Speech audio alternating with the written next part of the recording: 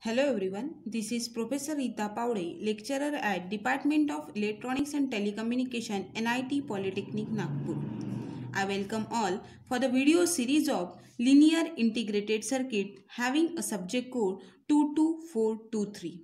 Today we are going to discuss about Chapter 2, Application of Operational Amplifier. In the last lecture, we have studied about the closed loop configuration, which consists of the three amplifiers, that is inverting, non-inverting and the differential amplifier. Out of which we have studied in the last lecture about the inverting amplifier. Before going for the inverting amplifier, non-inverting amplifier and the differential amplifier, you must have to know about the vision, mission and the program educational objectives of our department. Let's go through the vision of our department. The vision of Electronics and Telecommunication Department is to nurture proficient diploma engineers to meet the needs of technological advancement in the field of electronics and telecommunication engineering. It means our departmental motto is to develop a proficient diploma engineers, which consist of the everybody knows about the technological advancement in the field of electronics and telecommunication. Once they have studied about the electronics engineering, they will know about each and every technical advancement in that field. This is the vision of our department. Then, what's the mission of Electronics and Telecommunication Department? Mission of Electronics Telecommunication Department consists of total 5 missions. Okay. Then, what is the meaning of mission and what is the meaning of vision? Vision means आप लोगों ने जो भी decide किया है कि in the future आपको क्या करना है, और विजन को फुलफिल करने के लिए जो आप लोग पर्टिकुलरली टास्क करते हो या फिर एक्टिविटीज करते हो, that is nothing but your mission. So mission क्या है डिपार्टमेंट के? So the imparting quality education for to meet society and industry needs.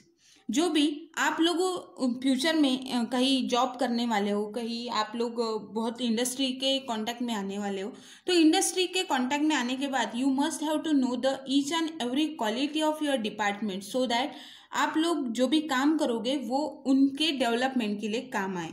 Then provide ethical and outcome based education for the development. Whenever you are going for the industry, वहाँ पे आप लोगों को बहुत सारी चीज़ें पढ़ने को सीखने को मिलेगी.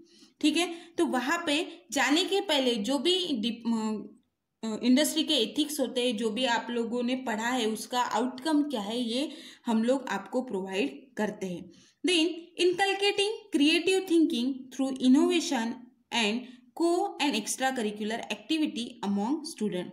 हम लोग थ्रू द डिपार्टमेंट बच्चों में बहुत ज़्यादा को curricular activities, extra curricular activities, उसके साथ साथ उनके क्रिएटिव थिंकिंग को भी बाहर लाने की कोशिश करते हैं.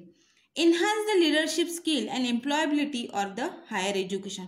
बच्चों को हम लोग इन्हांस करते हैं कि उनमें लीडरशिप स्किल, एम्प्लॉयबिलिटी होनी चाहिए, और उसके साथ साथ they can be able to go for the higher education.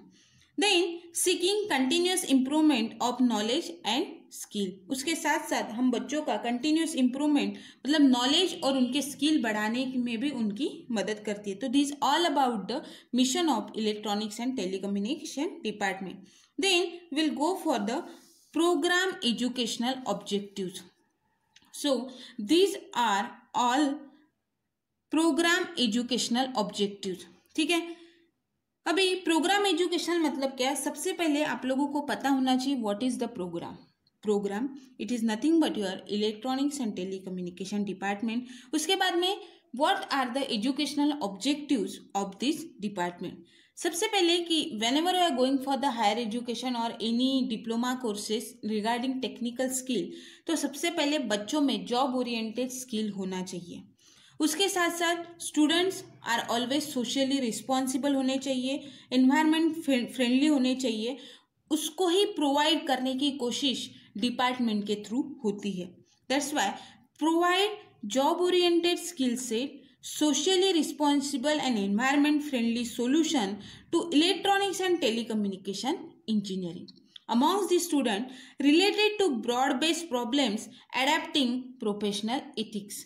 जितने भी प्रोफेशनल इथिक्स बच्चों में होने चाहिए उसको प्रोवाइड करने के साथ, कब, जब बच्चे जब भी डिप्लोमा कंप्लीट करने के बाद आप लोग जब कोई भी जॉब के लिए जा रहे हो, at that condition you must have to know the what are the skills you required while doing the job or while whenever going outside from the diploma. तब आप लोगों में ये सब चीज़ें होनी चाहिए, यही हम लोग प्रोवाइड करने की कोशिश करते. Then adapt the state of the art electronics and telecommunication engineering based technologies to work in multidisciplinary work. आपके यहाँ से जाने वाला स्टूडेंट या फिर डिपार्टमेंट से बाहर पढ़ने वाला स्टूडेंट या फिर कोई भी particular objective whenever go outside from the department, he must have to know what are the state of adopt the state of the art means आप लोग पूरी जितनी भी टेक्नोलॉजिकल एडवांसमेंट हो या फिर टेक्निकल इथिक्स हो या फिर प्रोफेशनल इथिक्स हो बच्चों में, ये सब उनमें अडाप्ट करने की एक एबिलिटी होनी चाहिए. अडाप्ट द, उसके साथ साथ ये जैसे इन्होंने अडाप्ट कर ली सारी की सारी चीज़ें, then that student will work in multi disciplinary state. मतलब वो कोई भी टाइप का वर्क करने के लिए आगे बढ़ना चाहिए. इसके साथ साथ if he or she wants to go for the higher education, will also motivate that kind of student to go for the higher education and work for the development of a country as well as a state. Provide solutions to broad-based problems individually and as a team member by communicating effectively in the world of work. मतलब कोई भी अगर कोई भी problems है regarding to electronics and telecommunication, और बच्चे उसको टीम मेंबर के साथ, मतलब अगर कोई टीम में वर्क कर रहा है तो वो टीम मेंबर को भी लेके चले, उसके साथ साथ इंडिविजुअली भी उस प्रॉब्लम्स को सॉल्व करने की क्षमता रखे. जब भी वो कहीं पे भी वर्क करे, मतलब वर्क कंडीशन में आप लोगों को बहुत सारे एनवायरनमेंट जो रहेगा वहाँ पे अगर आप वर्क कर रहे हो तो you must have a knowledge to solve the problems individually as well as in a team member to provide the particular task very effectively. So these all are about the vision, mission and the program educational objectives of a department. Then what is the course outcome? जैसे कि मैंने आप लोगों को बताया, we are going for the unit number 2, that is the applications of operational amplifier. अगर applications के लिए जा रहे हैं तो एप्लीकेशंस में आप लोग डिफरेंट कॉन्फ़िगरेशंस आप पढ़ने वाले हो. जैसे कि मैंने आप लोगों को बताया, there are mainly 2 types of configuration. One is the open loop configuration and the second one is the close loop configuration. Open loop configuration consists of 2 type of amplifier. One is the inverting amplifier and the second one is the non-inverting amplifier. While the closed loop configuration consists of the 3 types of amplifier. One is the inverting amplifier, the second one is the non-inverting amplifier and the third one is the differential amplifier. Before, in the last lecture we have studied about the inverting amplifier, which is nothing but the type of your closed loop configuration, and for today's lecture we will go for the non-inverting amplifier. And for that topic, course outcomes are nothing but use various configuration of op-amp for different application. जैसे मैंने आप लोगों को बताया, different configurations को use करके you will be go for the different applications of operational amplifier. Operational amplifier it is nothing but your op-amp which is also known as the IC 741. Then ऐसे configuration को use करके आप लोगों को यहाँ पे डिफरेंट एप्लीकेशंस को perform करना है, and this is our course outcome. Course outcome मतलब जैसे कि unit it is nothing but your course, और उसका आउटकम क्या है कि जितने भी नंबर ऑफ कॉन्फ़िगरेशन आप पढ़ोगे उतने नंबर ऑफ कॉन्फ़िगरेशन को यूज करके यू विल डिज़ाइन और develop a particular application of that operational amplifier. Then what is the CO and PO mapping? We have discussed this table already in the last lecture, but I will tell you basic things of this table. That is the CO2, which is nothing but your use various configuration of op-amp, and there are total 7 number of POs. What number of POs and what is the meaning of that PO1 to PO7 we have discussed in the last lecture. Here CO2 getting mapped with the PO1, 2, 3, 4, 6 and 7. with at a highest level and a medium level. So this is a CO and PO mapping chart. Then after the completion of this unit or this chapter, learners will be able to, it means you will be able to, so the learning outcomes are, first of all, you will be able to explain with sketches the working of the given types of modes of op-amp operation. Given types of modes mean 2 या 3 configurations को use करके you will be able to explain, उसके diagrams को निकाल के आप लोग उसको एक्सप्लेन कर सकते हो. Then calculate the output voltage of the given arithmetic circuits consist of op-amp. उसके बाद में we will be able to output voltage निकाल, मतलब कोई भी अगर डेरिवेशन आप सॉल्व कर रहे हो तो सबसे पहला मोटो अपना क्या रहेगा कि you must have to calculate the output voltage of that particular diagram और ऑफ दैट पर्टिकुलर सर्किट, कि आप लोगों को उसका आउटपुट वोल्टेज निकालना है. उसको डेरिवेशन के फॉर्म में भी अगर आप सॉल्व कर रहे हो तो you will be go for the output voltage only. Very first motto रहेगा कि आप लोगों को उसका आउटपुट वोल्टेज निकालना है. Then select the relevant op-amp configuration for the given application with justification. उसके बाद में we will always try what kind of configuration I have to use for that particular application. इसके लिए मुझे एक कौन सा op-amp का configuration select करना है. I will choose that particular op-amp configuration to do that particular application or to perform the working principle of that application.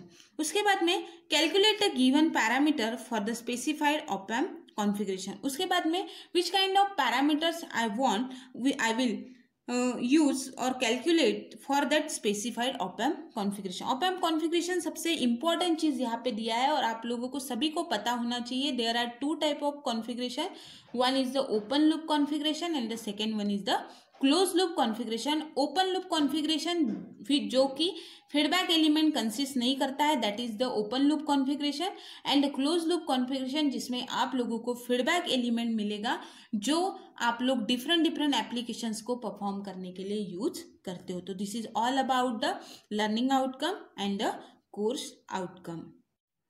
Dear student, as we studied about the inverting adder in the last topic or in the last lecture, here we will study about non-inverting adder, जिसकी मैंने आप लोगों को बताया how to decide that it is a inverting amplifier और it is a non inverting amplifier. तो you have to consider first of all कि there are 2 terminals are there, inverting terminal and the non inverting terminal. जब आप लोगों का input inverting terminal को connected है then that is a inverting amplifier. जो भी इनपुट आप लोग अगर इन्वर्टिंग टर्मिनल को दे रहे हो then it is a inverting amplifier. और वही अगर आप नॉन इन्वर्टिंग टर्मिनल को दे रहे हो then it is a non inverting amplifier. Clear? और this all are the application of close loop configuration. So you have to consider the feedback element. You have to consider the feedback element और given the feedback element to that circuit. So आप लोगों को यहाँ पे दिखाई दे रहा है कि आप लोगों का जो इनपुट है वो दिया गया है किसको? नॉन इन्वर्टिंग टर्मिनल को. किसको दिया है? नॉन इन्वर्टिंग टर्मिनल को. और आप लोगों ने यहाँ पे कितने नंबर ऑफ इनपुट्स दिए हैं? 3 number of inputs, that is V1, V2 and V3. Here R1, R2 and R3 are connected with respect to the V1, V2 and V3. ठीक है.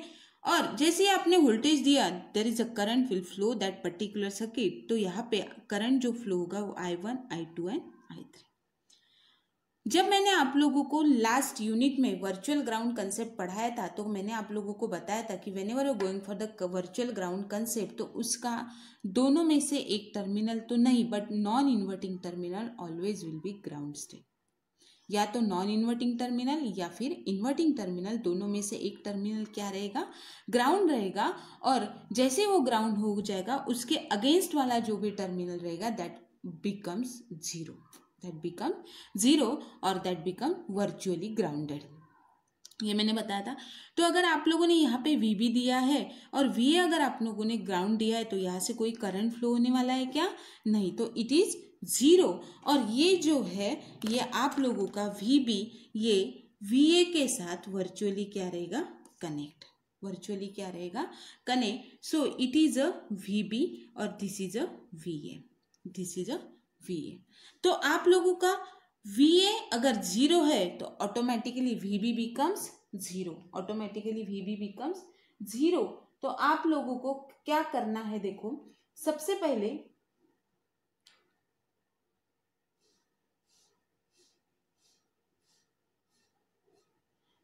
आपको क्या कंसीडर करना है कि आप लोगों को दोनों में से एक, सबसे पहले एक चीज ध्यान में रखना है कि आप लोगों ने यहाँ पे, आपको समझ में तो आया है कि all the inputs are connected to the non inverting terminal, so it is a non inverting adder. And as we know that the output voltage for non inverting amplifier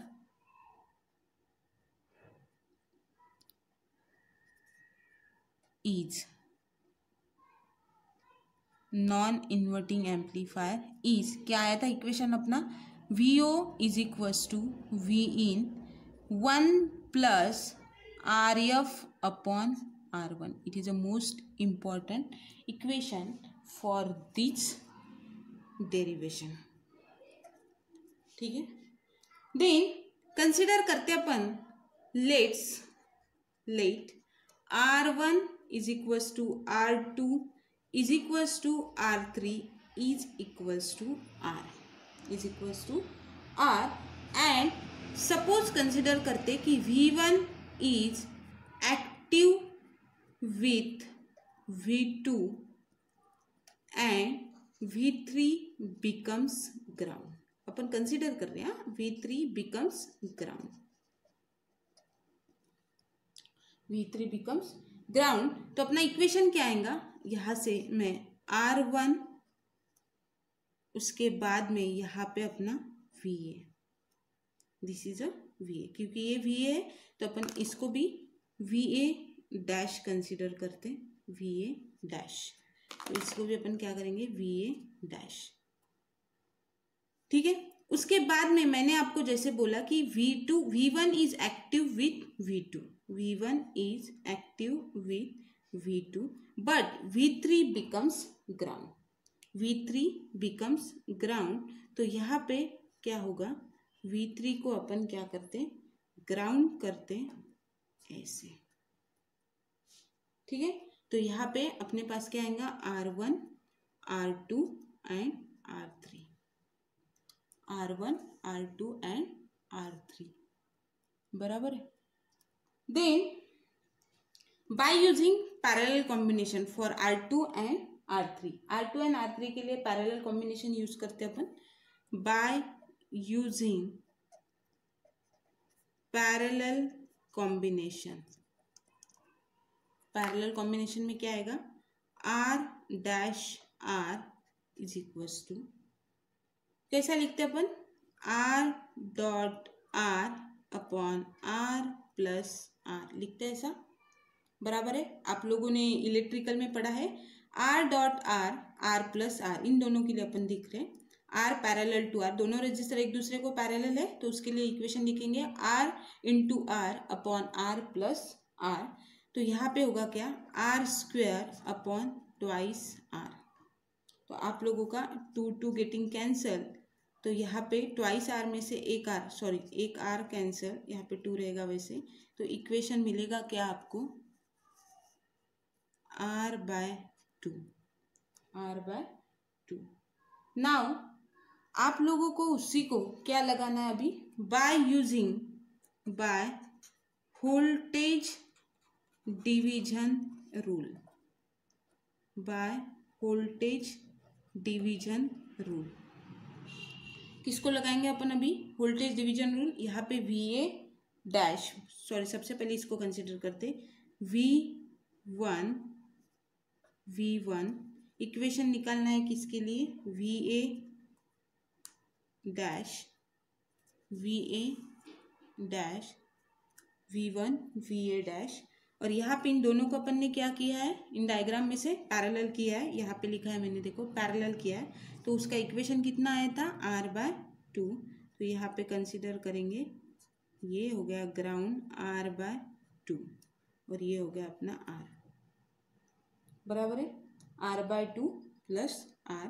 equation निकालना है VA डैश के लिए, किसके लिए निकालना है?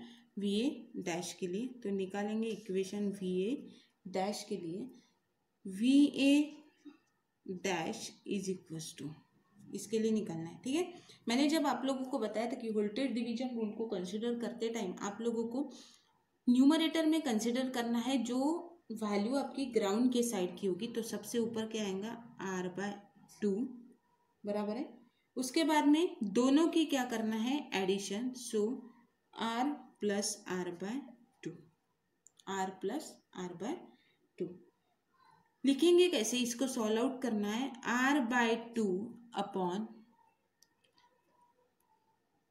2 से इसको मल्टीप्लाई करेंगे, twice r plus r upon 2। ये 2 और ये 2 क्या हो जाएगा? कैंसल, बराबर है। तो इक्वेशन क्या बचेगा अपने पास? r by twice r plus r कितना हो गया? 3r, twice r by r into 3 क्या आ गया? r upon 3r। और यहाँ पे अपन इक्वेशन इसको मल्टीप्लाई करना है V1, तो यहाँ पे भी अपना आएगा क्या? V1, और यहाँ पे भी V1 इंटू 1/3, क्योंकि ये r गेटिंग कैंसल। तो you will get the equation for the VA dash, since VA dash is equals to V1 upon 3, V1 upon 3। अभी ये हो गया, कब कंसीडर करें अपन ने? जब अपने पास इक्वेशन था, this is a complete diagram, this is a complete diagram. सबसे पहले मैंने क्या किया? इस VA डैश को कंसीडर किया, ध्यान में रखो और थोड़ा सा ध्यान देकर सुनो। सबसे पहले अपन ने क्या किया कि इस VA डैश को कंसीडर किया, बराबर है। VA डैश को कंसीडर करने के बाद मैंने आप लोगों को बोला कि I have to calculate the equation along with the V1।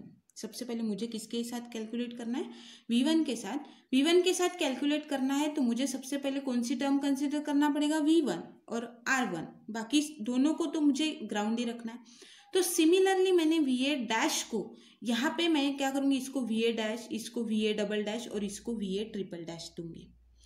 दिया मैंने VA डैश के लिए मैंने इक्वेशन निकाला V1/3। मतलब सबसे पहले मैंने क्या किया? R1 को कंसीडर किया, R2 एंड R3 को पैरेलली कनेक्ट करके उसके लिए इक्वेशन निकाला, जो कि अपना निकला था कितना? R/2। सिमिलरली अपन क्या करेंगे? अभी V1 को और V3 को पैरेलली रखेंगे और V2 के लिए कंसीडर करेंगे, तो अपने पास इक्वेशन किसके लिए निकलेगा? VA double dash, VA double dash के लिए निकलेगा। और सिमिलरली किसके लिए निकालेंगे? VA triple dash. तो we will get the equation as कैसे? सिमिलरली व्हेन V2, जैसे कि मैंने V2 is applied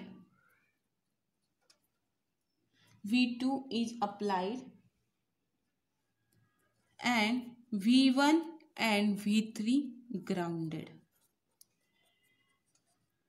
जब ये ग्राउंडेड है तो अपने पास इक्वेशन क्या निकलेगा? क्या निकलेगा इक्वेशन अपने पास? V2 upon V3, sorry V2 upon 3। जब अपन V3 is applied, V1 and V2 becomes ground, then we will get V3 upon 3, V3 upon 3। तो आपके पास सबसे पहले VA इज इक्वल्स टू क्या है? VA dash plus VA double dash plus VA triple dash, बराबर है VA double dash VA dash VA double dash plus VA triple dash. तो मैंने VA डैश के लिए इक्वेशन निकाला था, जो कि मेरा आया था V1 अपॉन 3।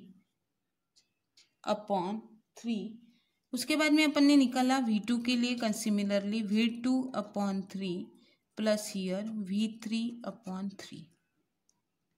बराबर है। तो इक्वेशन निकालते टाइम यहाँ पे लिखेंगे क्या, VA is equals to V1 plus V2 plus V3 upon 3, V1 plus V2 plus V3 upon 3. Now the output voltage for non-inverting amplifier क्या था, VO is equals to Vin 1 plus RF upon R1, ठीक है, RF upon R1. तो VA is equals to Vin है अपना, Vin is equals to VA, since VA is equals to Vin, तो यहाँ पे इक्वेशन लिखेंगे VO V1 plus V2 plus V3 upon 3 1 plus RF upon R1, 1 plus RF upon R1. This is a complete equation for the non-inverting adder. non-inverting adder. वही अगर इसके summing amplifier में summing amplifier के लिए अगर निकालना है, फॉर समिंग एम्पलीफायर, तो कैसे करेंगे, पुट करेंगे 1 plus RF upon R1 is equals to 3. Then we will get the equation as, put the value of this in this equation. VO is equals to V1 upon V2 plus V3 upon 3 into 3 into 3. 3 and 3 becomes cancel and we will get the equation as V1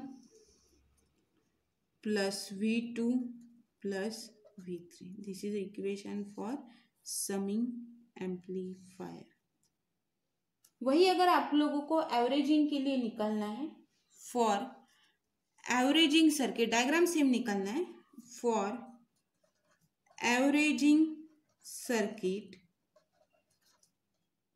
for averaging circuit क्या करेंगे, put करेंगे RF is equals to 0 and R1 is equals to infinity. 0 upon any number becomes 0. क्या आएगा, 0 upon any number becomes 0. तो यहाँ पे RF कितना put करना है, 0, R1 infinity, 0 upon any number 0, 1 plus 0 becomes 1. तो यहाँ पे आएगा VO is equals to V1 plus V2 plus V3 upon 3. So this is a final equation for the averaging amplifier of non-inverting adder. So these are the complete equations for non-inverting adder, summing amplifier and the averaging amplifier. Exam में question पूछा जाता है, describe non inverting adder. अगर वहाँ पे mention किया गया है कि इन्वर्टिंग निकालना है कि नॉन इन्वर्टिंग निकालना है, तभी आप लोगों को कंसिडर करना है कि नॉन इन्वर्टिंग के लिए इक्वेशन निकालना है कि इन्वर्टिंग. अगर वहाँ पे कुछ भी नहीं दिया होगा तो आप लोग दोनों में से या तो नॉन इन्वर्टिंग के लिए भी जा सकते हो या फिर इन्वर्टिंग के लिए जा सकते हो. अगर नॉन इन्वर्टिंग के लिए आप लोगों को क्वेश्चन पूछा जाता है तो आप लोगों को सबसे पहले ये डायग्राम निकालना पड़ेगा. Then why it is called as a non inverting adder, ये बताना पड़ेगा. क्यों, क्योंकि अपन ने यहाँ पे पूरे के पूरे इनपुट किसको दिए हैं, नॉन इन्वर्टिंग एम्पलीफायर को, तो ये क्या रहेगा, नॉन इन्वर्टिंग एडर. उसके बाद में इस तरीके से आप लोगों को पूरा का पूरा इक्वेशन सॉल्व करना है. इक्वेशन सॉल्व करते टाइम सबसे पहले कंसीडर करना है कि आप लोगों ने जो आउटपुट वोल्टेज है वो नॉन इन्वर्टिंग एम्पलीफायर को कौन सा दिया गया था और अपन ने कौन सा लास्ट लेक्चर में कैलकुलेट किया था. उसके बाद में कंसीडर करना है R1 R2 R3 को, और V1 को एक्टिव रखना है और दोनों V1 को V2 के साथ एक्टिव रखना है और V3 को ग्राउंड करना है. सिमिलरली उसी तरीके से जब अपन V2 के लिए जाते हैं तो V1 एंड V3 को एक्टिव रखना है, V2 को ग्राउंड रखना है. सिमिलरली अगर V3 को वैसे ही करना है. V3 को करने के बाद इस टाइप से आप लोगों को R1 और R2 को पैरेलली कनेक्ट करके इस टाइप से इक्वेशन लिखना है by using voltage division rule. Is the most important rule while derive the equations, और उस टाइप से आप लोगों को V1 के लिए वैल्यू निकालना है, सिमिलरली V2 एंड V3 के लिए भी कंसिडर करना है, एंड देन जैसे कि आप लोगों को मैंने बताया कि कैसे डिराइव करना है एक्सप्रेशन, उस तरीके से आप लोगों को एक्सप्रेशन डिराइव करना है। In the next lecture we will study about, सबसे इंपॉर्टेंट, इंटीग्रेटर एंड डिफरेंशिएटर के बारे में अपन पढ़ेंगे नेक्स्ट लेक्चर में। Thank you so much for listening this lecture very carefully. In the next lecture, we will study about the next application of the operational amplifier. Thank you so much.